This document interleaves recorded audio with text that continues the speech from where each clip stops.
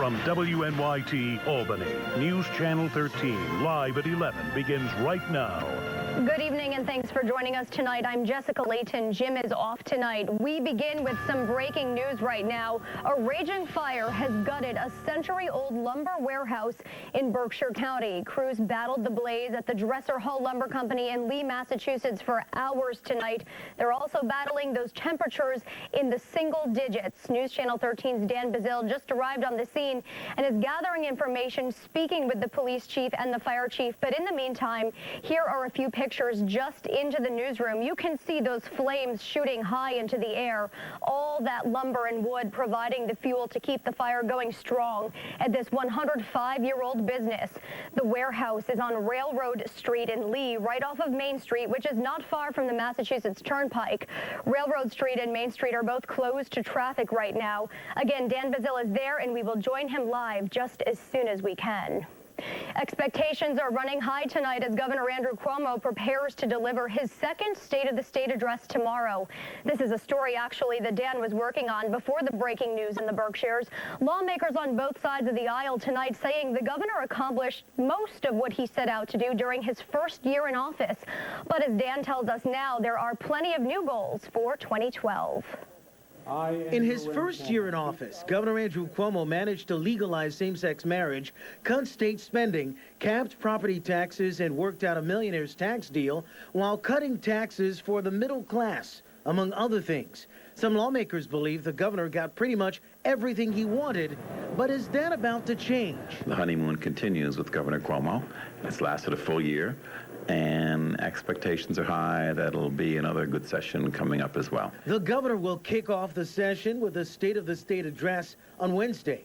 Assembly Majority Leader Ron Canestrari says redistricting and re-election campaigns this year could mean the end of the honeymoon for Cuomo. This is an election year for all of us in the legislature. Everybody gets nervous and jerky, and the redistricting is out there. So the governor's new goals could be tougher to reach. He's expected to call for an expansion to casinos in the state, pension and mandate reforms, and government efficiency. Senator Hugh Farley says his Republican colleagues will continue to stand behind the Democratic governor. No question about it. I think his best partner has been the Republican Senate, and we're going to work with him. The governor is also likely to call for a commission to address school accountability. Albany and Schenectady are among 10 school districts losing federal funding for not meeting necessary changes to teacher and principal evaluation systems, according to Education Commissioner John King. The issue is currently stuck in court. New York State School Boards Association President Tim Kramer believes that the governor's commission will address that issue. I think he's coming back and saying, here's now when I want to express to you why it's important that we have in place a very solid teacher and principal evaluation process. Dan Bazile reporting tonight. Governor Cuomo's address is at 1:30 tomorrow afternoon at the Empire State Plaza. A reminder, News Channel 13 will have a crew there and will also stream the governor's speech live on our website. Just head to WNYT.com. Ahead of the governor's State of the State, we get the political pulse of the people. Today, progressive groups came together for the 22nd annual People's State of the State.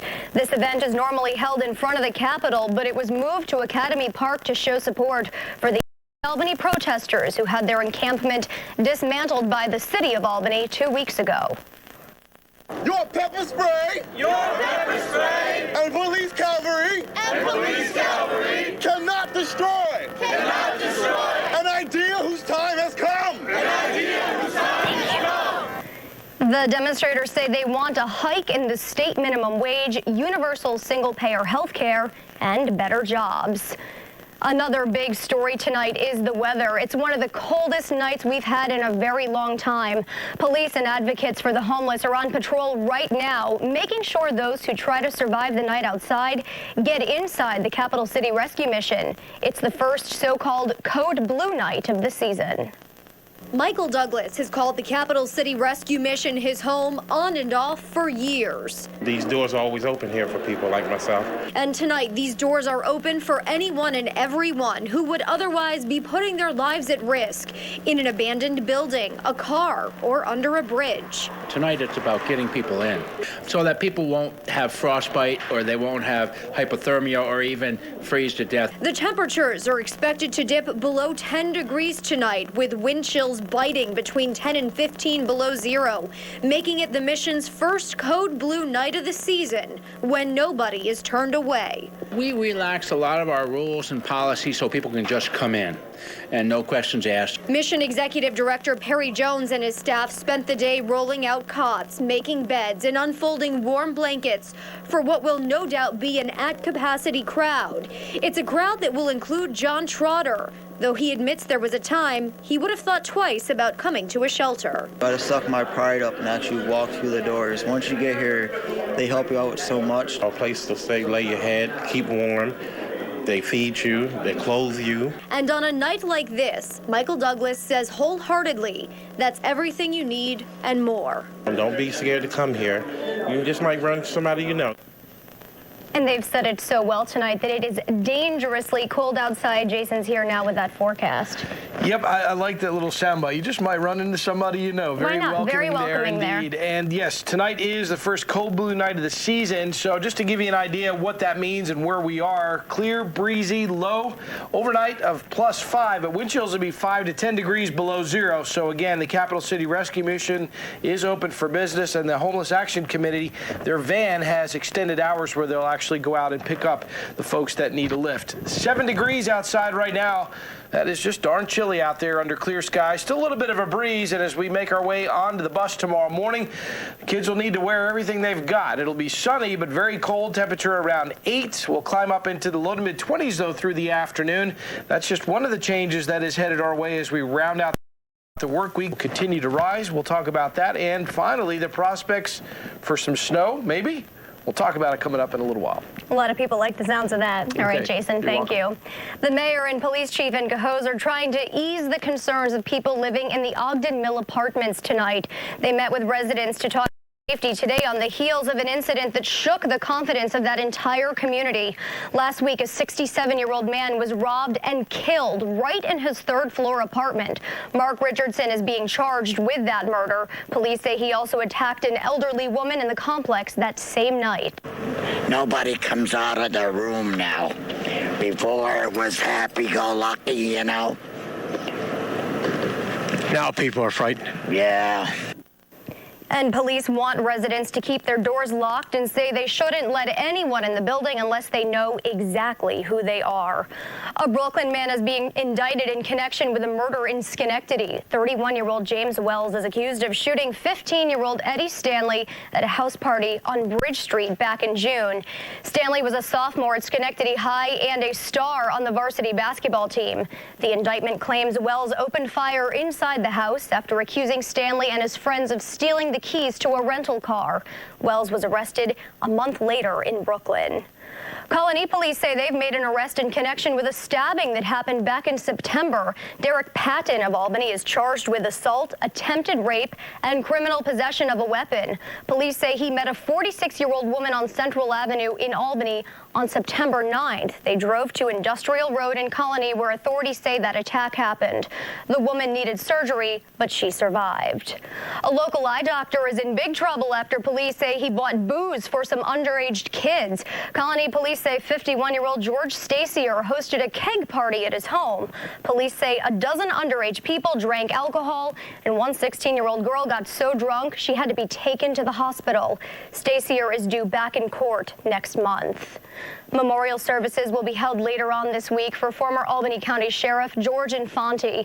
The wake is Thursday evening at the Daniel Keenan Funeral Home on Delaware Avenue in Albany. A funeral mass is scheduled for Friday morning at St. Mary's Church. Infante died yesterday at the age of 92. He also served as an Albany County legislator and as a deputy superintendent of the state police. Well, it is the coldest night we've had here in the capital region in a long time. The temperatures are on their way down as we speak. So how low will they go and when do they bounce back? Jason's first warning forecast is up next. Plus, we'll have an update from Lee, Massachusetts, where crews are working to clean up the Dresser Hall Lumber Company after that massive fire tonight. And 3 Republican candidates battled for the lead in the Iowa caucus tonight.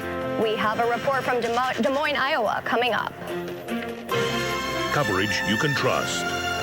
With Jim Cambrick, Jessica Layton, meteorologist Jason Gough, and Roger Weiland on sports. This is News Channel 13, live at 11. News Channel 13 is sponsored by Dunkin' Donuts. America runs on Dunkin'.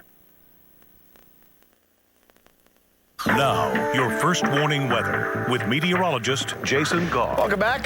Temperature right now is 30 degrees. That is if you add up these 5 temperatures right here. Glens Falls to Albany, back out to Mohawk Valley and over into western New England right now. A slew of single-digit temperatures right now. 6 degrees both in Glens Falls and in Bennington. Even colder than that with less wind up at Saranac Lake now coming in at 11 degrees below zero. Now, when you factor in the wind, no wind up to the north, but wind chills down to the south from Glens Falls to Albany.